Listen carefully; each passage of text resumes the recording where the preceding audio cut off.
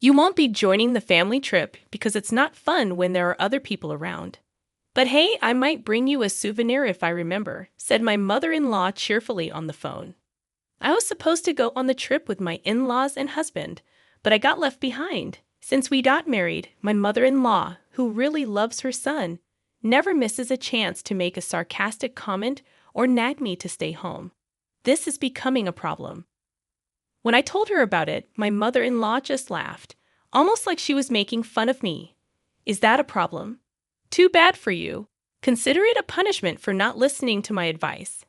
And then she hung up, saying it's not my problem but yours, right?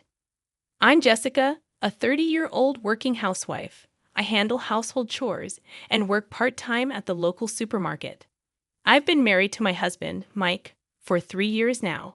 We met while working at the same company, though in different departments.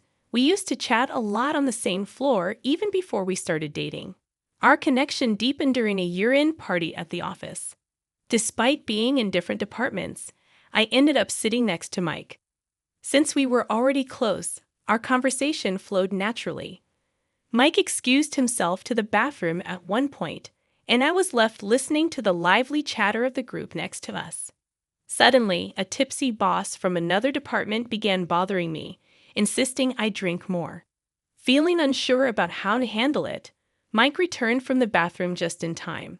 He saw what was happening, calmly placed his hands on the boss's shoulders, and guided him away to another table. After a bit, Mike came back to our table alone and asked, "That guy really can't handle his alcohol, can he? Are you okay?" That moment made me see Mike in a new light, and I decided to confess my feelings first, which led to our relationship. Things went smoothly from there, and we got married 3 years ago. Even though we don't have kids yet, our married life is strong. But there's one issue bothering me. My mother-in-law, with whom we currently live. Mike and I reside in his parents' house. Initially, we lived in an apartment, but it got affected by a fire in the neighboring unit, and our place got flooded during the firefighting effort. Having no other option, we had to evacuate since the apartment was uninhabitable. Unsure of where to go during the repairs, Mike's mother suggested, "Why don't you two stay at our place?" Grateful for the offer, we decided to live with Mike's parents. The trouble began after we moved in. Though she occasionally made snide comments even before, I tolerated them due to her deep love for Mike. However, her nagging intensified after we started living together. For example, one weekend, it happened as I was enjoying a cup of coffee in the living room after finishing all the housework. My mother-in-law returned home and immediately started bustling around the house. Then she came up to me and said, "Jessica, your cleaning is too sloppy. You need to spend more time on it and show some gratitude for your hard-working husband. As his wife, it's your duty to support him. I can't believe you can't even do this much. You're failing as a wife." I thought, here we go again, as these were almost daily comments. It seemed the only reason she allowed us to live together was to be with her son Mike again, and my presence as a wife was probably nothing more than an annoyance to her. Mike intervened, saying, "Please don't be so hard on Jessica." Well, there is some truth to what you're saying. Even if she's working part-time, slacking off on housework isn't good. Mike often sided with his mother, and while it's okay to value his biological mother, I sometimes wished he would stand up for me, his wife. In truth, I never intended to neglect household chores. Even working 4 days a week, I always managed our family's chores, even if just for a short time. This commitment held true even when I wasn't feeling well. Contrastingly, my mother-in-law, despite being a housewife, enjoys herself outside almost every day. Since we started living together, I haven't witnessed her doing any household chores. However, given that we're residing in her house, I can't openly express my dissatisfaction. In this awkward situation, I simply kept my patience. Then one day, something unexpected occurred. Mike proposed that we go on a trip, just the two of us. How about a spa resort next month? The busy season is over, and I need to take some annual leave. If I'm going to relax, I thought it would be nice to go somewhere peaceful. A spa sounds fantastic. I haven't scheduled any work shifts for next month, so I can take time off. After discussing details, we decided on a 2-day spa trip in the middle of the next month. Since we planned to go on a weekday, we anticipated a quiet and leisurely time. I was thrilled and couldn't contain my excitement. Whenever I had a moment, I gathered information about our destination. Just as we were considering booking our stay, my mother-in-law made an unexpected statement. "Jessica, I heard you're going on a trip with Mike. Why didn't you tell me?" "Well, honestly, I was afraid you might insist on joining if you knew. But I couldn't say that." As I stumbled for words, my mother-in-law sighed in frustration. Then she voiced exactly what I feared. "Next month is my husband's and my anniversary. I'd love to celebrate with a family trip. A luxurious hotel would be perfect." Like a child throwing a tantrum, my mother-in-law expressed her desire to go on the trip. Of course, I have no interest in going on a trip with my mother-in-law. But this time, Mike and I were considering going by ourselves. "How about we plan to go together next time?" I tried to be accommodating in my response, but my mother-in-law wouldn't relent, insisting it's not the same if it's not for our anniversary celebration. In my mind, I thought she should go with her husband for their anniversary celebration. Just as I was about to express that, Mike walked in from work. "Mike, welcome home. I was just discussing the trip with Jessica." "Oh, I can't wait." My mother-in-law, already excited, began sharing her wishes, and Mike seemed to be in agreement with her. I wondered who spilled the beans about the trip, and it probably was Mike the way things were unfolding. Catching my gaze, Mike appeared a bit uneasy. "Mom is really looking forward to it, so let's postpone our trip for another time. It'll be even more enjoyable if we all go together." By the way Mike was talking, it seemed he had already decided we were all going on the trip. Then my father-in-law chimed in, saying, "A vacation, huh? Sounds like fun." With that, it became impossible for me to decline the trip with the 4 of us. "All right, next time it's just going to be the 2 of us. Promise." Reluctantly, I agreed, and Mike gave me a relieved look. I wasn't entirely satisfied, but there was nothing I could do about it at this point. At the very least, I decided I would take charge of choosing the sightseeing spots and local dishes we wanted to experience. So I assumed the responsibility of making all the hotel reservations and planning the sightseeing schedule. Since my mother-in-law dislikes handling such preparations, my suggestions were accepted without any issues. The day of the trip arrived, and I had packed everything, including clothes, the day before. The plan was to wake up an hour before departure, have a relaxed breakfast, and then leave the house. I awoke to the sound of my alarm clock and stretched out, realizing Mike, who should have been beside me, was absent. Assuming he might be up and preparing, I headed to the living room. However, he wasn't there, nor in the bathroom, kitchen, or by the front door. Even my mother-in-law and father-in-law were nowhere to be seen. Could it be? With a sinking feeling, I dialed Mike's cell phone, but the call didn't connect. Calling my mother-in-law's phone next, she answered promptly. "Oh, Jessica dear, what's up?" "Mike can't answer right now. He's driving." "Where are the 3 of you?" I asked, and my mother-in-law responded casually. "Isn't it obvious? We're on a family vacation. We can't enjoy it with an outsider around, so you'll have to stay home. If we remember, we might even bring you a souvenir." I heard my mother-in-law's triumphant voice over the phone. "Stay at home? That's going to be a problem." At my words, my mother-in-law laughed scornfully. "Is that a problem? Poor you, just consider it punishment for not heeding my advice." With that, she abruptly hung up. I covered my face with both hands and shook my shoulders. Yet what escaped my mouth wasn't a sob, but a hearty laugh. They better enjoy their journey. I'm sure they'll regret leaving me behind. The sound of my alarm clock woke me up, and I stretched out, expecting to find Mike beside me. However, he was nowhere to be seen. Thinking he might have already gotten up and started preparing, I made my way to the living room. To my surprise, Mike wasn't there, and he wasn't in the bathroom, kitchen, or by the front door either. Even my mother-in-law and father-in-law were mysteriously absent. A sinking feeling crept over me. I dialed Mike's cell phone, but the call didn't connect. Trying my mother-in-law's phone next, she answered promptly. "Oh, Jessica dear, what's up?" "Mike can't answer right now. He's driving." "Where are the three of you?" I asked, and my mother-in-law responded nonchalantly. "Isn't it obvious? We're on a family vacation. We can't enjoy it with an outsider around, so you'll have to stay home. If we remember, we might even bring you a souvenir." My mother-in-law's triumphant voice echoed over the phone. "Stay at home? That's going to be a problem." I retorted, and she scoffed. "Is that a problem? Poor you, just consider it punishment for not listening to my advice." With that, she abruptly hung up. I covered my face with both hands and shook my shoulders. But instead of tears, hearty laughter escaped my lips. They better enjoy their journey. I'm sure they'll regret leaving me behind. Swiftly, I accessed a hotel booking site and secured a reservation at a lavish hotel in the tourist spot scheduled for today.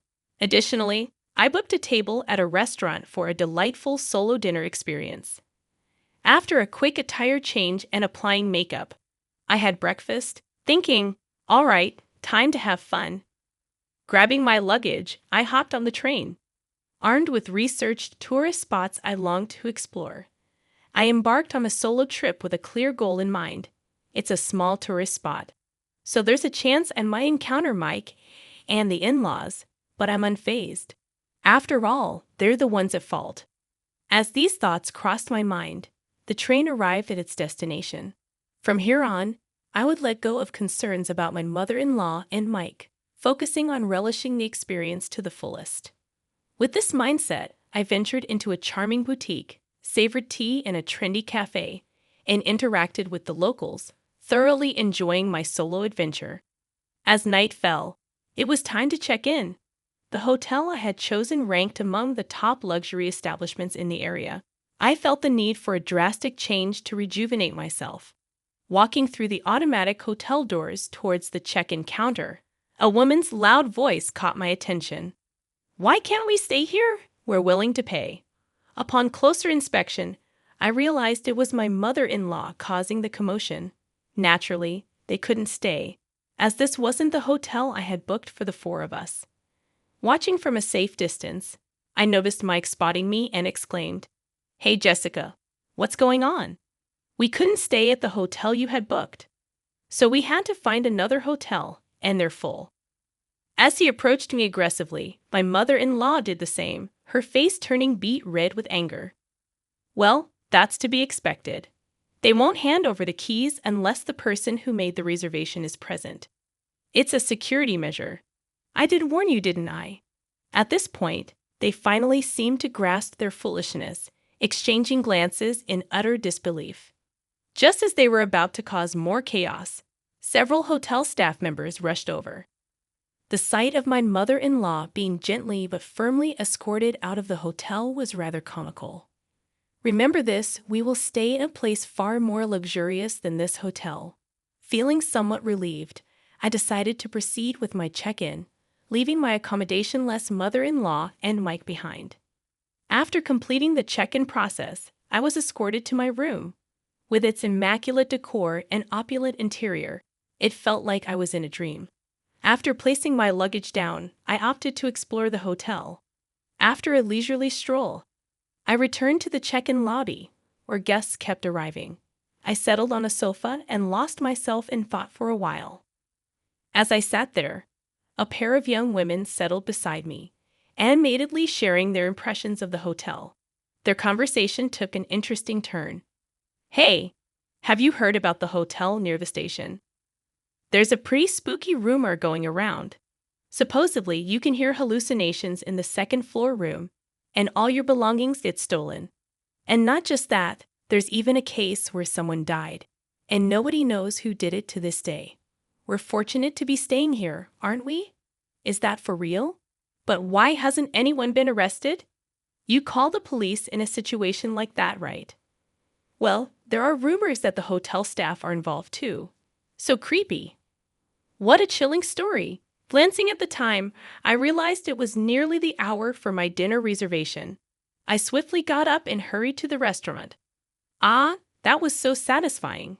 After relishing dinner, I returned to the hotel, took a relaxing bath, changed into my pajamas, and was watching TV when my smartphone notified me of an incoming call.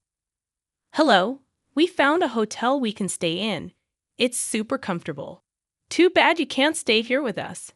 Well, we'll enjoy it twice as much for you, so no worries. It was my cheerful mother-in-law on the line. Huh, is that so? You're fortunate to have found a place on such short notice. My response was nonchalant, prompting my mother-in-law to continue. Isn't it? It's quiet and easy to spend time because there are hardly any other guests. It's close to the tourist spot and is a beautiful hotel. I wonder why that is. That's when it dawned on me. Could it be the hotel near the station? That's right. What about it? I recalled the unsettling story I overheard in the hotel lobby before heading to dinner. I think you should run. While I didn't necessarily believe the rumor, there's often a grain of truth in these tales. However, my mother-in-law dismissed my comment with laughter. Are you jealous of us staying at a good place? Well then, be regretful. Bye. Once again, she unilaterally ended the call, and I had no desire to call her back. Having offered my advice and fulfilled my duty, I powered off my smartphone. I wanted to enjoy my relaxation time without any further interruptions. After that, I spent a leisurely evening and peacefully drifted into a comfortable sleep. The next day, after checking out of the hotel, I visited the tourist spots I missed the day before and returned home as the sun was setting. Light spilled from the windows of the house, indicating the return of the three of them. I'm home. I deliberately announced my return in my usual manner. Upon opening the door to the living room, all three started talking simultaneously. Though taken aback, I managed to calm them down. Then my mother-in-law began recounting the incident from the previous night. After the three had gone to sleep, there were rustling sounds, and my mother-in-law reported hearing someone entering the room. Paralyzed by fear, she quietly stayed in bed as the intruder seemed to wander around the room for about 10 minutes before departing silently. Relieved, my mother-in-law went back to sleep, only to wake up the next morning and discover that all their belongings, including wallets and smartphones, were gone. The only items left were the coin pouch and key holder that Mike had placed in his jacket's inside pocket. In a state of panic, they reported the incident to the hotel staff, only to be coldly told, "Please pay for the room at least," without any effort to involve the police. Faced with this dilemma, the distressed trio used the remaining coins in Mike's possession to make a call from a public phone to a nearby relative, seeking assistance. Fortunately, the relative arrived promptly, covering the hotel charges and ensuring their safe return home. While they mentioned intentions to report the incident to the police soon, their frustration turned towards me. If only you had earnestly warned us to leave, we wouldn't be in this mess. Exactly. You share some responsibility for this, Jessica. What do you plan to do about it? Yet, if my in-laws hadn't left me behind for their trip, this wouldn't have occurred in the first place. When I candidly expressed this sentiment, Mike erupted in anger. Shut up. You're just the wife. Don't get cheeky. We're getting a divorce. I can't put up with you anymore. I was too stunned to respond. Silently, I went to our bedroom, retrieved something from the cabinet, and returned to the living room to reveal it to Mike. Divorce. Fine by me. I don't need a husband who won't protect his mistreated wife. Mike's complexion turned pale. What I presented were the divorce papers prepared by a lawyer, as I had been anticipating this day. Perhaps not expecting my agreement, Mike was flustered. No, maybe we should think about it a little more. However, my mother-in-law seized the opportunity to push Mike towards the divorce. You should just get rid of such a horrible wife. Your mom will find you someone new. Unable to resist his mother's influence, Mike eventually consented to the divorce. Well then, goodbye. Please enjoy your life with your beloved family. Ignoring Mike, who was breaking down, I left the house. Later, through my lawyer, I submitted the divorce papers, and the divorce was successfully finalized.